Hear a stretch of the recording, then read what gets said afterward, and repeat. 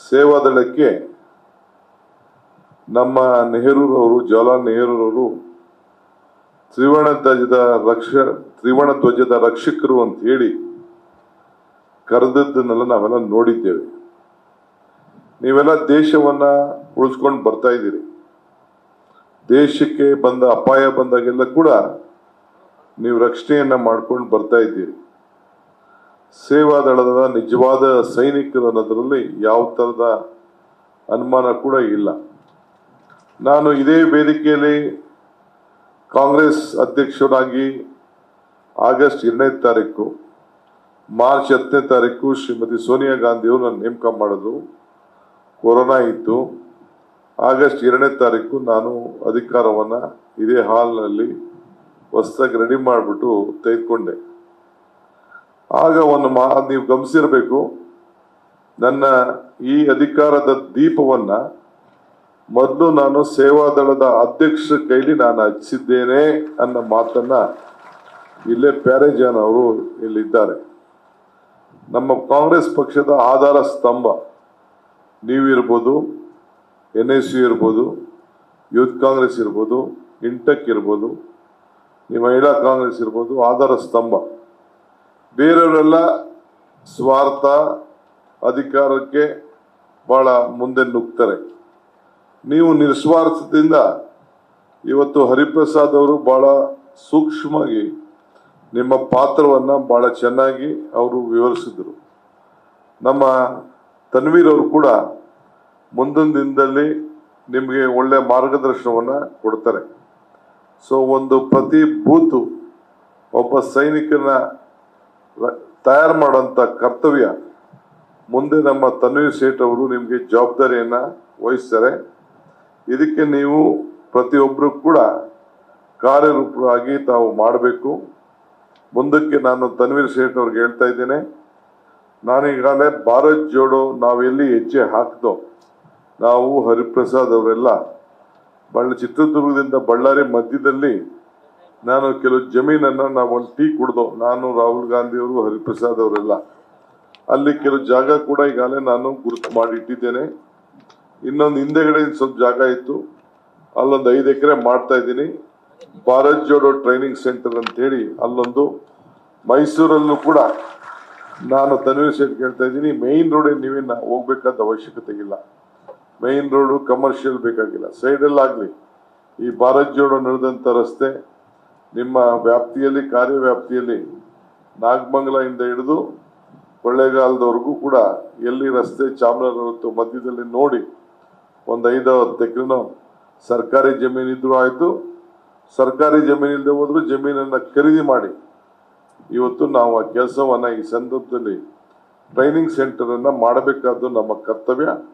ಈ ನಿಟ್ಟಿನಲ್ಲಿ 4 ದಿಕ್ಕಿನಲ್ಲೂ ಕೂಡ ಇವತ್ತು ಇದಕ್ಕೆ ತಾವೆಲ್ಲ ಮುನ್ನೂಚನೆಗೆ ತಾವೆಲ್ಲ ಹೋಗ್ಬೇಕು ಅಂತೇಳಿ ನನ್ನ ಸಲಹೆಯನ್ನು ತಮ್ಗೆ ಹೇಳಲಿಕ್ಕೆ ನಾನು ಬಯಸ್ತಾ ಇದ್ದೇನೆ.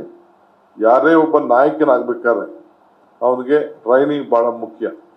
ನಾವೆಲ್ಲ ಸ್ಟೂಡೆಂಟ್ ಲೀಡರ್ಸ್ ಇಂದ ಬಂದ್ಬಿಟ್ಟು ಎಜುಕೇಶನ್ಗೆ, ಟ್ರೈನಿಂಗ್ಗೆ ನಮಗೆ ಇಷ್ಟು ಒತ್ತು ಸಿಕ್ಕಲಿಲ್ಲ. ಅನುಭವದಲ್ಲಿ ಹೆಂಗೋ ನಾವೆಲ್ಲ ನಡ್ಕೊಂಡು ನಾವು ಬಂದಿದ್ದೇವೆ.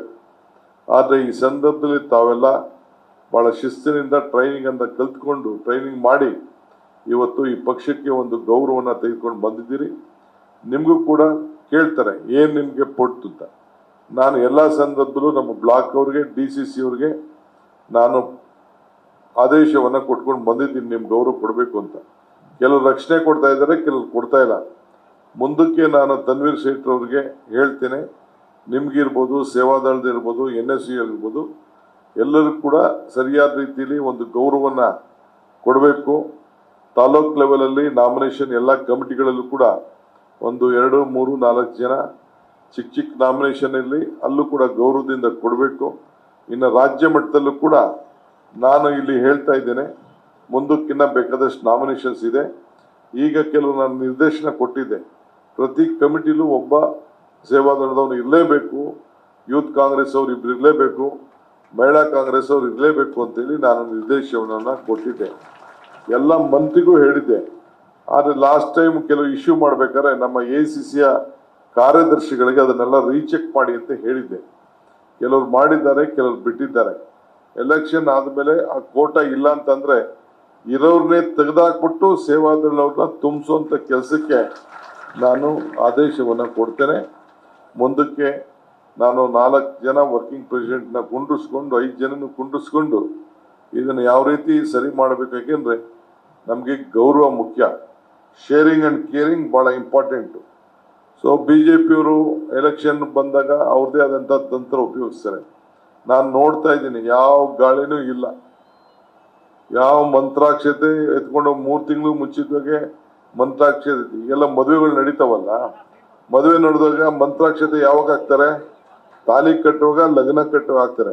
3 ತಿಂಗಳು ಮುಂಚಿತವಾಗಿ ಯಾರು ಮಂತ್ರಾಕ್ಷತೆ ಕೊಡ್ತಾರ? ಯಾರು ಮಂತ್ರಾಕ್ಷತೆ ಕೊಡ್ತಿಲ್ಲ. ಅವ್ರು ಏನೇ ಮಂತ್ರಾಕ್ಷತೆ ಮಾಡ್ಕೊಳ್ಳಿ, ನೀವು ಬದುಕಿಗೋಸ್ಕರ ಕಾಂಗ್ರೆಸ್ ಗ್ಯಾರಂಟಿಗೆ ನೀವು ನಮ್ಮ ಕಾರ್ಯಕ್ರಮವನ್ನ ಮನೆಗೆ ಹಂಚಿದೀವಿ. ಅದನ್ನು ಹೋಗಿ ಇನ್ನ ಏನಾದ್ರು ಹೆಚ್ಚು ಕಮ್ಮಿ ಆಗಿದ್ಯಾ ಅಂತೇಳಿ ತಾವು ಸರಿ ಮಾಡಿ ಆ ಜನರಿಗೆ ಬದುಕಿನಲ್ಲಿ ಅಕ್ಷತೆಯನ್ನ ಕೊಡುವಂತ ಕೆಲಸವನ್ನ, ಬದಲಾವಣೆ ಮಾಡುವಂತ ಕೆಲಸವನ್ನ ತಾವು ಮಾಡಬೇಕು ಅಂತೇಳಿ ನಮ್ಮ ಕಾಂಗ್ರೆಸ್ ಗ್ಯಾರಂಟಿನೇ ನಮ್ಗೆ ಸಾಕು. ಯಾವುದೇ ರಾಜ್ಯದಲ್ಲೂ ಕೂಡ ಇಂಥ ಒಂದು ದೊಡ್ಡ ಕೊಟ್ಟ ಮಾತನ್ನ ಉಳಿಸ್ಕೊಳ್ಳಿಕ್ಕೆ ಯಾವ ಸರ್ಕಾರ ಆಗ್ಲಿ ಮಾಡಲಿಲ್ಲ, ಯಾವ ಪಾರ್ಟಿ ಕೂಡ ಮಾಡಲಿಲ್ಲ. ಅದನ್ನು ಈಗಾಗಲೇ ಮೋದಿಯವರು ಬಿಜೆಪಿ ಗ್ಯಾರಂಟಿನೂ ಬಿಟ್ಬಿಟ್ರು, ಮೋದಿ ಗ್ಯಾರಂಟಿ ಅಂತ ಹೊರಟಿದ್ದಾರೆ. ನಾವು ಕಾಂಗ್ರೆಸ್ ಗ್ಯಾರಂಟಿ, ನಾನು ಸಿದ್ದರಾಮಯ್ಯನವರು ಇಬ್ರು ಸೇರಿ ಚೆಕ್ ಸೈನ್ ಹಾಕ್ತು. ಆ ಚೆಕ್ ಇವತ್ತು ಎಲ್ಲರೂ ಬೌನ್ಸ್ ಆಯ್ತಾ? ಎಲ್ಲೂ ಬೌನ್ಸ್ ಆಗ್ಲಿಲ್ಲ, ಎಲ್ಲರ ಅಕೌಂಟ್ಗೆ ನೇರವಾಗಿ ಹೋಗ್ತಾ ಇದೆ. DBT ಮೀಡಿಯೇಟ್ರೇ ಇಲ್ಲ. ಆ ರೀತಿ ಇವತ್ತು ನಾವು ಮಾಡಿಕೊಂಡು ನಾವು ಬರ್ತಾ ಇದ್ದೇವೆ. ಅವರು ಬಿಜೆಪಿಯವರು ಏನೇನು ಮಾಡಲಿ, ನಮ್ಮ ಅಕೌಂಟ್ನೆಲ್ಲ ಸೀಸ್ ಮಾಡ್ಬಿಟ್ಟಿದ್ದಾರೆ, ಕಾಂಗ್ರೆಸ್ ಅಕೌಂಟ್ನ. ನಿನ್ನೆ 1800 ಕೋಟಿ ರೂಪಾಯಿ ಕೊಡಬೇಕು ಅಂತೇಳಿ ಇನ್ಕಮ್ ಟ್ಯಾಕ್ಸ್ ಇದ್ದ ನೋಟಿಸ್ ಕೊಟ್ಟವ್ರೆ. ಪೊಲಿಟಿಕಲ್ ಪಾರ್ಟಿ, ಬಿಸ್ನೆಸ್ ಪಾರ್ಟಿನ, ಬಿಸ್ನೆಸ್ ನಮ್ದು, ನಾವು ಸೇವೆ ಮಾಡುವಂತ ಒಂದು ನ್ಯಾಷನಲ್ ಪಾರ್ಟಿ. ಕಮ್ಯುನಿಸ್ಟ್ ಅವ್ರಿಗೂ ಕೊಟ್ಬಿಟ್ಟವ್ರೆ, ನಮಗೂ ಕೊಟ್ಬಿಟ್ಟವ್ರೆ. ಅವ್ರು ಏನೇ ಮಾಡಲಿ, ಜನರ ಹೋರಾಟ ಮುಂದೆ ಇನ್ನೊಂದು ಯಾವುದೂ ಇಲ್ಲ. ನನಗೆ ಭರವಸೆ ಇದೆ, ಇಂಡಿಯಾ ಅಲೈನ್ಸ್ ಮುಂದಕ್ಕೆ ಈ ದೇಶದಲ್ಲಿ ಕಾಂಗ್ರೆಸ್ ಇವತ್ತು ಬಲಿಷ್ಠವಾಗಿ ಬೆಳೆದು ನಮ್ಮ ನಂಬರ್ ದಾಟಿ ಸರ್ಕಾರ ರಚನೆ ಮಾಡೋಂಥ ಎಲ್ಲ ತರದ ಶಕ್ತಿ ಕೂಡ ಇವತ್ತು ಇದೆ.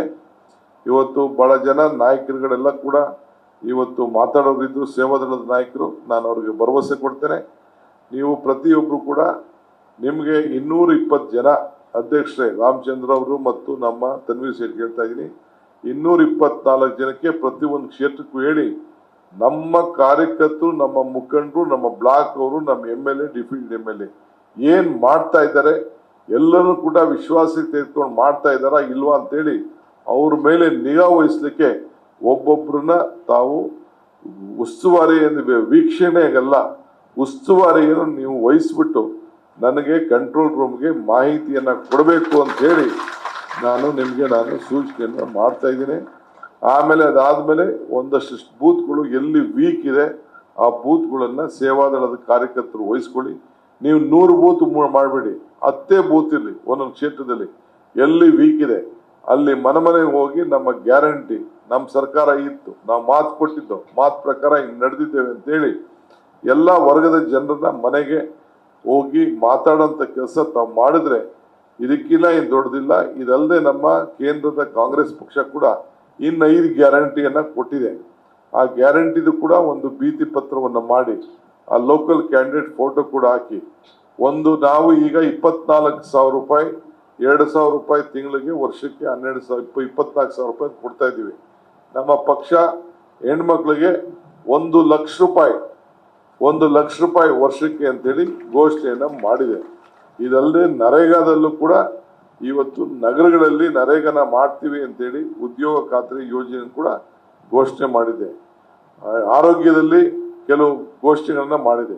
ಹಿಂಗೆ ಕಾಂಗ್ರೆಸ್ ಪಕ್ಷ ಏನು ಈ ಒಂದು 5 ಗ್ಯಾರಂಟಿಗಳನ್ನ ಕೇಂದ್ರ ಪಕ್ಷ ಈ ಘೋಷಣೆ ಮಾಡಿದೆ, ಅದನ್ನು ಕೂಡ ತಾವೆಲ್ಲ ಗಮನಿಸ್ಕೊಂಡು ಜನರಿಗೆ ಮಂದಟ್ಟು ಮಾಡೋಂಥ ಕೆಲಸ ತಾವು ಮಾಡಬೇಕು ಅಂತೇಳಿ ತಮ್ಮಲ್ಲಿ ಪ್ರಾರ್ಥಿಸಿ, ತಾವೆಲ್ಲ ಚೆನ್ನಾಗಿ ಕೆಲಸ ಮಾಡಿದಿರಿ, ಗೌರವ ಉಳಿಸಿದಿರಿ, ಚಿಂತೆ ಮಾಡೋದು ಬೇಡ. ನಿಮಗೆ ಗೌರವವನ್ನ ಉಳಿಬೇಕು, ಸ್ವಾಭಿಮಾನದ ಬದುಕಿನಲ್ಲಿ ತಾವೆಲ್ಲ ಇದ್ದೀರಿ. ಇಡೀ ಪಕ್ಷ ಸರ್ಕಾರ ನಿಮ್ಮ ಜೊತೆಲಿ ಇದೆ ಅನ್ನೋ ಮಾತನ್ನ ಹೇಳಿ ನನ್ನ ಮಾತು ಮುಗಿಸ್ತೇನೆ. ನಮಸ್ಕಾರ.